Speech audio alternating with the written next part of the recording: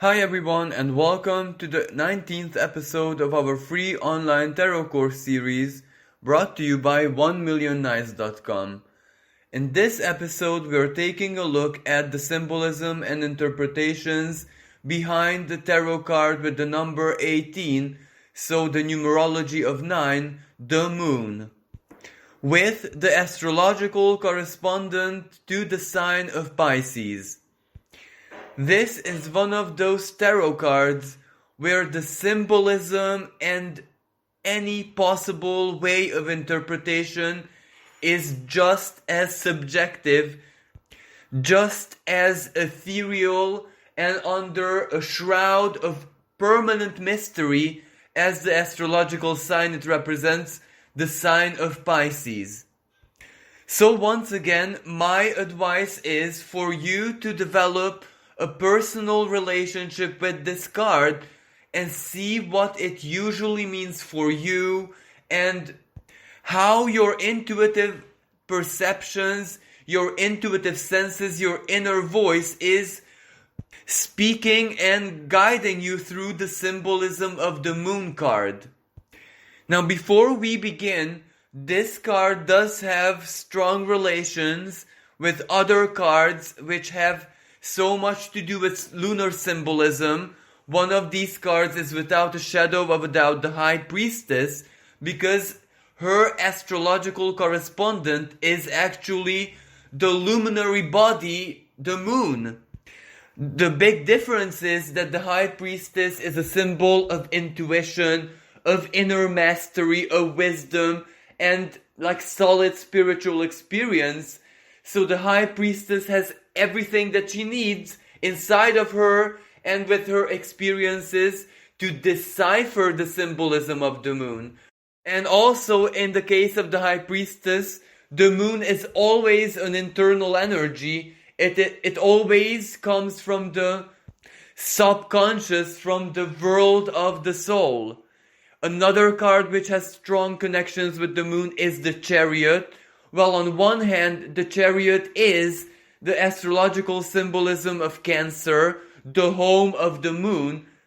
So one of the driving forces of the Chariot, the two horses or phoenixes, one of them is always the soul, so basically the moon, the emotional world. But all of those symbolisms and the basic meaning of the tarot cards are, at least in a certain degree, under our control, or we have everything we need to kind of decipher them, to work with their meanings, to see where they're guiding us. But in the case of the Moon Tarot card, the mystery is really deep, it is really foggy. It's not really under the control of our conscious, but rather it symbolizes the sovereignty of the soul, which may or may not surrender to our willpower, to our consciousness, to our logic, etc. And the numerology of the moon card is also very relevant because number 9 suggests culmination regardless from which perspective. And at the same time, that culmination can be very positive, like, for example, a lot of good karma built up, and it's simply feeding your soul, a lot of good experiences, a lot of love, a lot of emotion which just empowers you. But it can also be negative, worries, fears, stress, or when your soul is simply so restless that it reaches a culmination and it affects everything in your life. Now, from an astrological perspective, the sign of Pisces goes hand in hand with this Moon Tarot card, because Pisces is the ruler of the 12th astrological house, of secrets, of the unconscious, of even past lives, of everything that is below the surface. And when I say below, I do actually mean in the deepest parts of the soul, of the mind, of the unconscious. And even though it is also the sign of spirituality, it is nothing like For example, Sagittarius, where it's faith, it is maybe religion, it is our highest philosophies. Even if they don't make rational sense, they do make some kind of sense. The sign of Pisces is so deep and mysterious that many times it doesn't have to make any sense whatsoever. It is basically the dimension of the soul. And in order for us to either decipher it, work with it, we have to enter it, immerse into it. It no longer works where we are, present in our physical lives, in our own dimension, and we can just use our symbolic telescopes, as in our wisdom or knowledge, know-how, experience, to gaze into the world of the ethereal. This is where we have to take our symbolic submarines and dive deep in there in order to decipher it. But of course, all of this is just the philosophy behind the moon card. Practically, it is not as complicated as I make it sound. But I do have to highlight that in each and every case, the moon does represent the soul, emotions, or any kind of energy which is below the surface. But which expression or manifestation or nuance this takes, well, that really depends on each and every reading, specific situation, the tarot reader and their way of interpretation and their relations with the moon card. There are many times when this card actually symbolizes the physical moon. Because the moon is a celestial body which truly influences our emotions and our moods and so very many things in our life, even in a very down-to-earth and material perspective, like it influences the growth of plants, it always influences fertility, it influences cycles, it influences tides, and all of these are quite physical. And even in a non-physical way, well, there's that saying, lunatic or lunacy. Full moons usually pull to the surface our emotions, and at those times, a lot of people who are really sensitive to this experience altered state of consciousness. For example, sleeplessness, agitation, being extremely emotional. Other people tend to be really, really deeply spiritual at the times of full moons, while other people have very symbolic, almost prophetic dreams and visions. So yes, naturally, the moon also symbolizes dreams and the world of the dreams, because that is also something that has so much to do with the 12th astrological house, the sign of Pisces. That is basically the home of dreams. That is where time is never linear, and actually there is no time. The past, present, future, and even past lives and future lives are just one mixed energy. There is no boundary, there is no border between them. So basically that is already the borderline to the world of the divine, the infinity, the divine mystery. And we can even complicate this a little bit. We can say that our every waking moment, our conscious state, can be simply just a dream our soul is experiencing, but the kind of dream which feels so very real that it is impossible for us, logical, rational, material human beings in this human form, to acknowledge that basically even life, even physical life, is just a dream really. And this naturally leads to the theory of the holographic or illusionary, the Maya nature of all the universe and all existence, including the material world. It is only real because we think it's real, which basically means that the world of dreams and whatever goes on with us, with our consciousness in the dream state, that is also real, but in a totally different way. And of course, naturally, the other conclusion we can draw is that the soul, as in the moon symbolizing our souls, that is kind of eternal and infinite, because if everything is a dream, well, it never stops dreaming.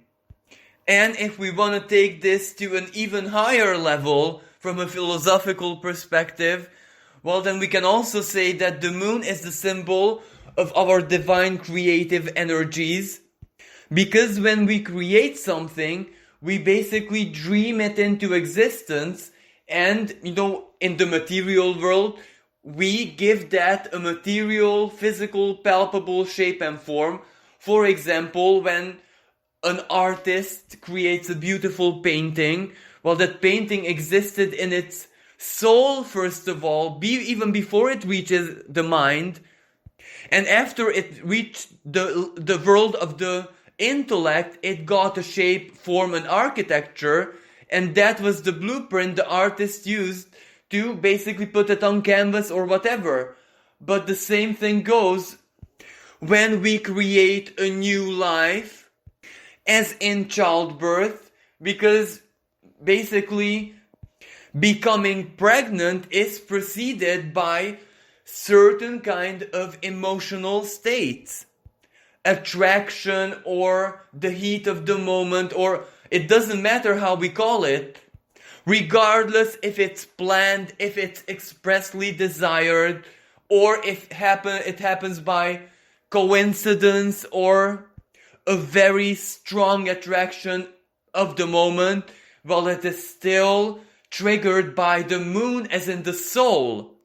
That creative energy is within us, and it just wants to enter physical reality. It wants to get a shape, a form. It wants to live. So basically, everything kind of comes from the divine sphere, but it has to pass through certain dimensions, inner dimensions, so to speak, until it reaches the material dimension, our everyday lives. And even though all of this is in a massive shroud of mystery, a very thick and dense fog separating the conscious from the unconscious, and even the unconscious from the sanctity, the divine expression of the soul, there are techniques which allow us to dive deep inside there and get answers, or at least attempt to understand certain things, like psychoanalysis, hypnosis, certain forms of very deep meditation, or near-death experiences, substances, lucid dreamings, etc. And the reason why I'm mentioning all this and emphasizing all of this is that mankind has always had an interest to explore the depths of the soul, and quite frankly, there are numerous techniques which do offer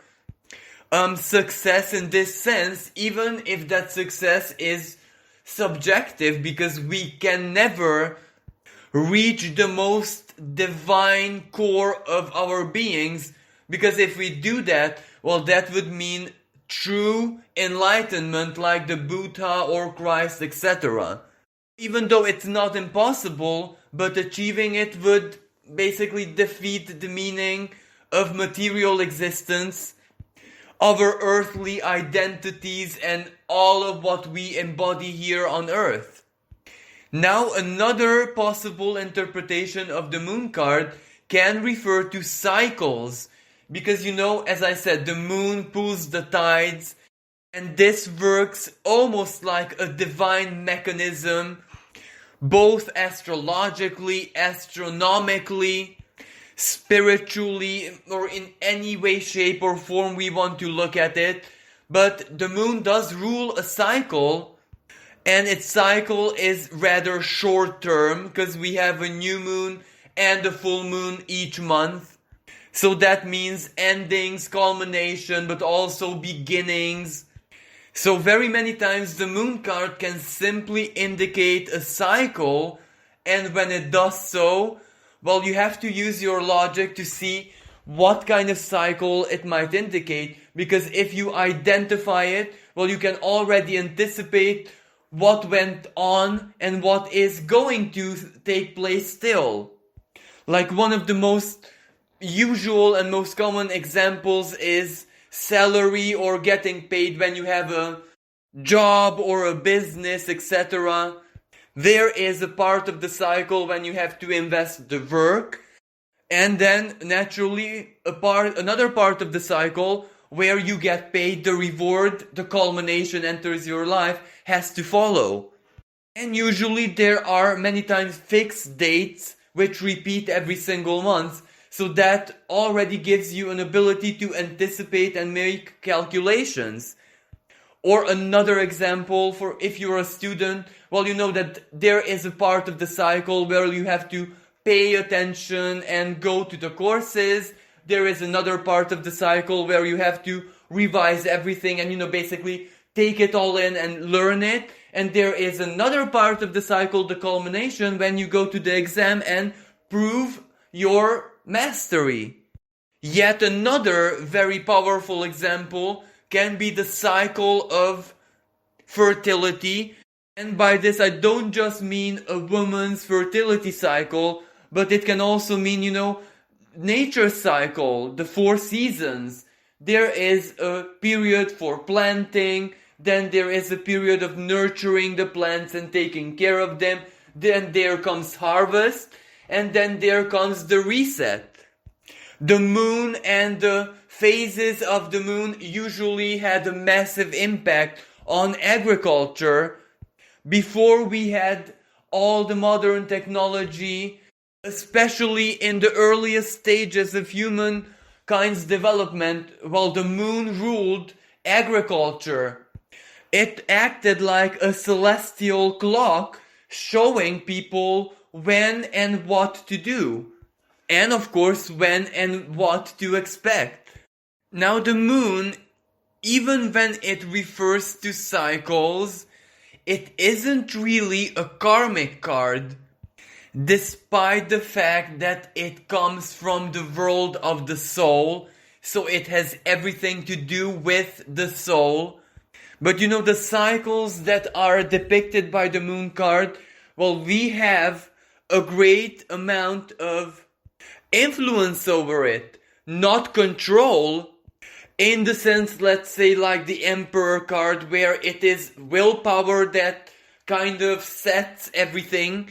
But we do have influence, because if we change the way we feel, if we understand our feelings or the feelings of others, or if our intuition just guides us to greater wisdom, or it reveals certain things to us, well, that is already a massive influence, and through that we can change so very many things. So that cycle, even if it would be triggered by karmic forces, the way it is felt through, experienced by us, well, it kind of depends on our own personal influences. There is another tarot card which usually symbolizes karmic cycles, and that is the World card. That usually depicts big cycles, so maybe years, maybe tens of years. And yes, naturally, we can influence even that, but in a totally different way, as in truly learning the lessons and using our wisdom in a much greater expression, because we attempt to influence fate after all, influence something that was already symbolically said written even before we were born, or something that is based on a very impacting action of ours, maybe a choice, a decision, etc. So, the kind of cycles and karma which the World card depicts is totally different. Especially that there is a great earthly element to it because the symbolism of the world card is Saturn, so it's manifestation. Whereas the moon is very ethereal, very subjective, and it's all about how we feel things, how we experience things subtly. Like, for example, in those times when it means creation and creational energy, well, since it stems from the soul, so something divine, we create it one way or another, even without us expressively knowing it. For example, coincidences. But after the creational process is over, we can destroy our creation, so it's totally up to us. Whereas the world card, now, that creation would be protected. When it is the world card, well, whatever is born, that is meant to stay there. So it's meant to exist for a very specific purpose. And the reason I'm exemplifying all of this is to highlight the subjective, emotional, ethereal, nothing is set in stone nature of the moon card. When we change the way we feel, everything can change instantly. The whole cycle, the whole meaning of the cycle, the whole experience, everything. So now let's take a more practical approach and look at the possible meanings of the moon card in different situations and in different readings. But I must say once again, this is so subjective that it's really up to you. It is really up to how you interpret it. And many times the moon card can simply suggest follow your intuition. Regardless of the other cards, regardless of what your spread shows you, if the moon card is a predominant card there, it can just tell you ignore the whole reading, and because you already feel what the truth is, you feel what you have to do, or just follow your intuition. Seek answers within you, or seek answers maybe with dreams that you had. In other times, it can simply say, ignore everything that you know about the tarot, ignore all the symbolism of the cards that you perceive with your mind, as in the philosophies behind it and the astrology and all that, and basically just look at the images, just look at the fine details and follow your intuition. Escape that rigidity of the mind which tries to interpret and calculate, and just follow your raw feelings. Now, other times it can simply say that the subject of your reading, the question, whatever you're taking a look at, well, it all depends on the feeling, it all depends on emotions, it all depends of what is already inside you from an emotional and psychological perspective. Like, let me just give you an example. Am I gonna be successful with this and that? And the moon card pops up. And you don't really know what to think about it because it's not a logical, rational, and straightforward answer. So it might tell you, well, how do you feel about this? Did you have any experiences similar to this in the past?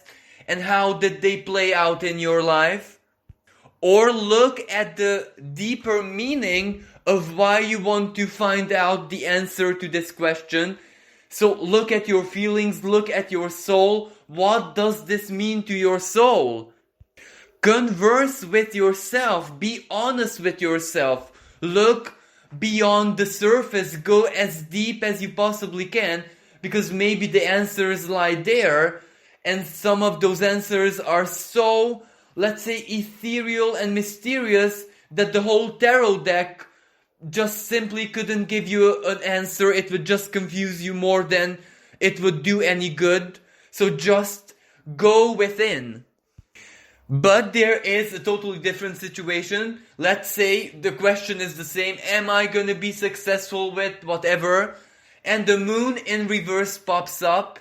And that basically tells you that you fear something. There is a very strong unconscious energy dominating you, maybe a fear, maybe an insecurity, maybe a paranoia, or maybe a bad experience in the past which blocks out the whole reading. You cannot find out the answer through the tarot because inside of you, you are that afraid.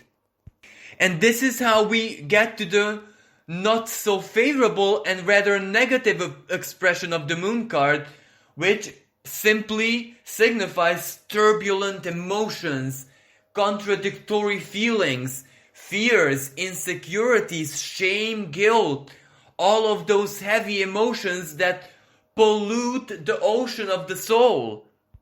And naturally, the negative emotions many times have a much greater power than the positive ones.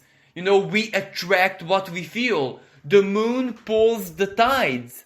But when that moon is fear, when that moon is strong paranoid feelings, when that moon is based on past traumas and the fear and the restlessness they cause, well, naturally we are going to attract the very thing we fear into our lives. Of course, in many different expressions, but the fear is gonna be lived.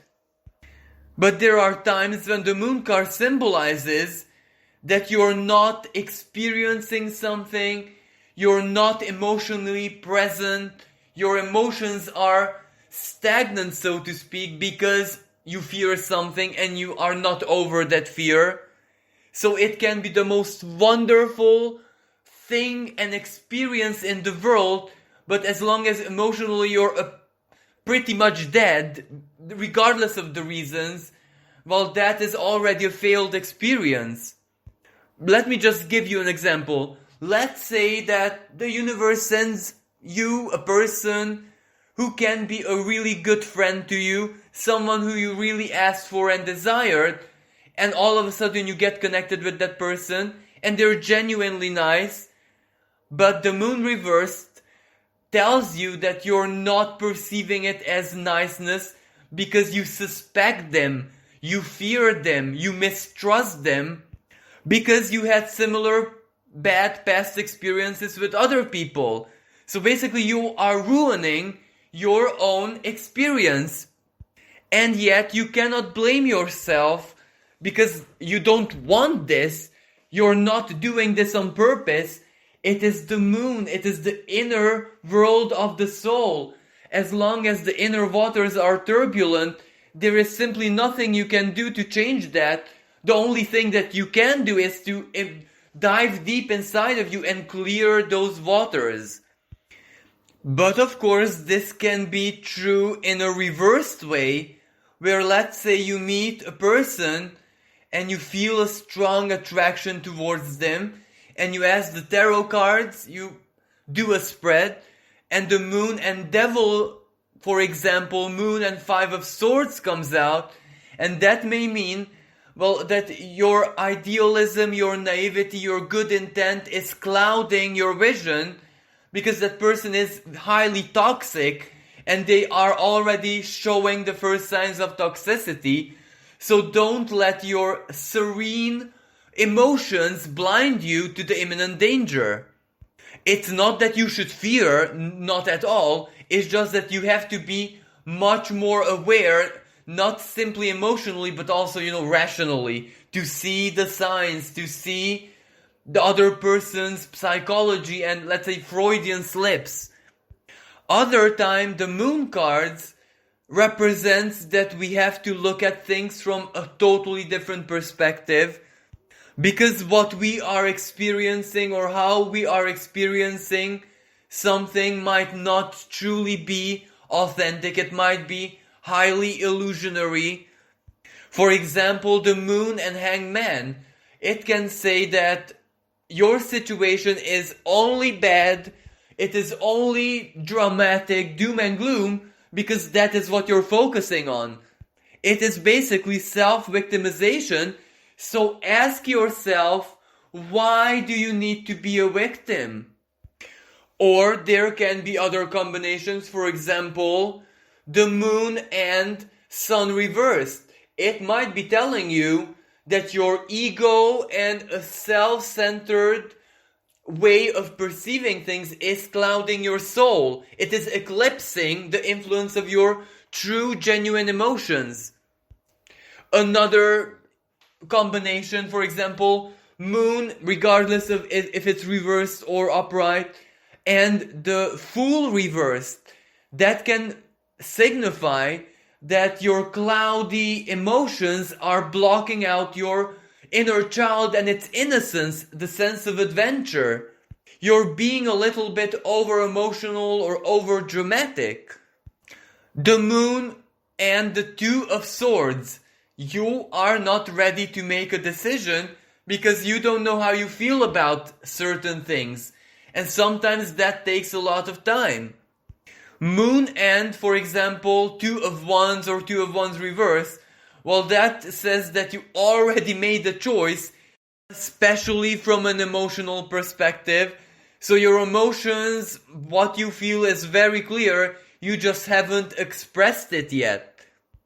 The moon and judgment, let's say, it can be telling you that listen to your feelings regardless of anything that is susceptible to judgment. May that even be an opinion, what attitude to take, or what to think about a person. Your feelings already have your truth, or you already see things in a very elevated, mature, emotionally intelligent way. So you already know everything that you need to do. You just have to listen to your feelings. But at the same time, moon and judgment reversed, well, it can tell you the opposite. Maybe your judgment is clouded by bias, by fixations.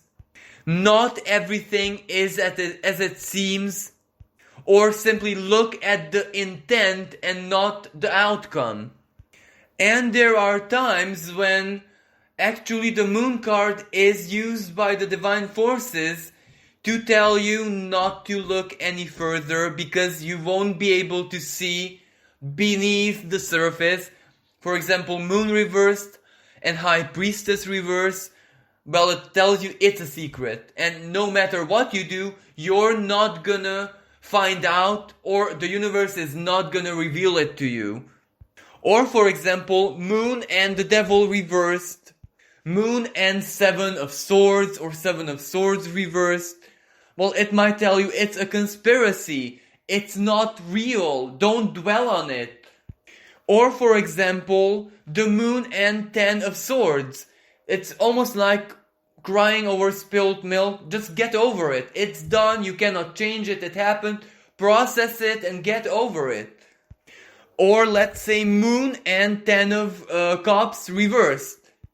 Well, it may mean you may wanna find forgiveness.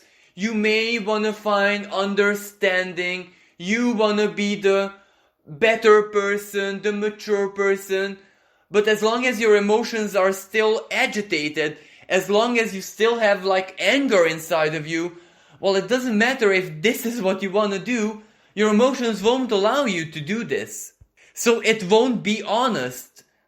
The forgiveness or resolving the issues from the past, it won't really be honest if your emotions are still highly agitated by it. So you need to wait until you actually feel it.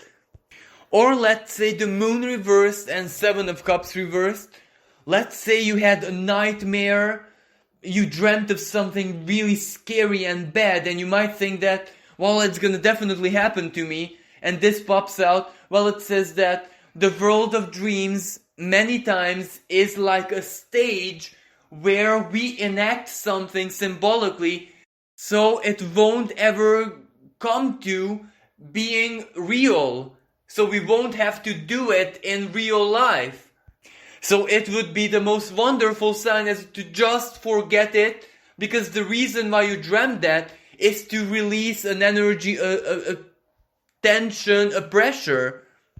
But there are times when the opposite is true. Let's say the moon card and the wheel of fortune, the moon card and let's say the world card. Well, it says that you dreamt something And it was a premonitory dream, so you already have the answer.